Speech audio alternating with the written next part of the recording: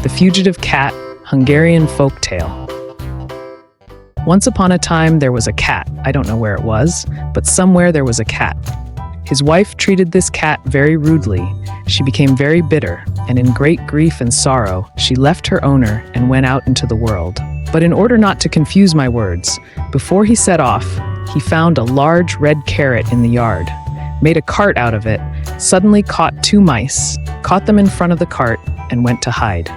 They go, take refuge in mountains and valleys, but the mice are certainly tired. They walk more and more slowly. The cat thinks to himself, we won't get very far this way. He caught 2 more mice on the road, caught them in front of the other 2, and drove on like that. As soon as they go, they take shelter. They meet a crab. Cancer asks, where are you going, you cat? I'm going to wander.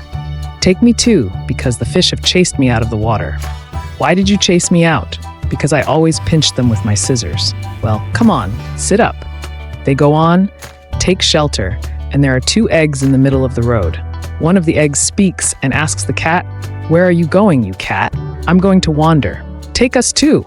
We didn't stay with our lady because she wanted us to hatch 3 chickens even though we only have 1. It's okay. Come on, sit up. The eggs sat on the carrot cart and the cat drove on. 10 swallows and 10 larks landed on the cart at once. They didn't even ask the cat if it was okay or not. They settled down nicely and left. They don't even go a good throw. They find a bunch of pins on the road. The cat asks, how did you get here?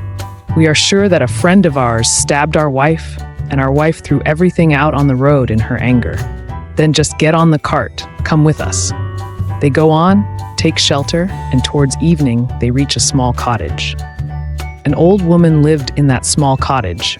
The cat went in, greeted her properly, and asked for a place to stay for the night. The old woman says, I would gladly give it, but rogues come here every night. You won't have peace of mind here. But the cat kept talking so that they were not afraid of the rascals, that the old woman gave them a place to stay. The 4 mice were tied up in the barn. The 2 eggs sat in the fiery ashes. The crab went into the tub of water, the pins into the towel, the cat curled up in the corner of the door, the swallows went under the eaves, and the larks went to the roof of the house. The rascals do indeed come at night. They enter the house, they settle down next to the stove, they want to light a fire. But as soon as they poked the ashes, the 2 hot eggs burst open, and their eyes and mouths were filled with egg hair and yolk. Hey, my lord, my creator! The rascals were scared.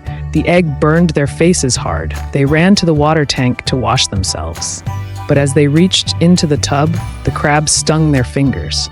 They grabbed the towel off the bottom nail to get toweled off, but the pins gave them a good nudge. They get even more scared. They run outside, and the cat jumps at them and claws their faces. Out into the yard as if they were blinded, but there the swallows and larks started chirping.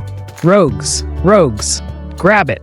As many as there were, they ran in so many directions and never came back to the old woman's house again. In the morning, the cat thanked the old woman for the accommodation, took the 4 mice into the beet cart, and then they all got up and went on. But as soon as they reached a bridge, you can hear what happened. The mice were scared by something, and they dragged the cart into the water. Oh my God, I'm so scared. The larks and the swallows fluttered and flew away. The cat also swam out with great difficulty, but the poor crab stayed in the water, and so did the pins.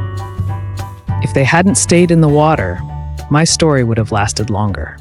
Like and subscribe Children's Farm for more.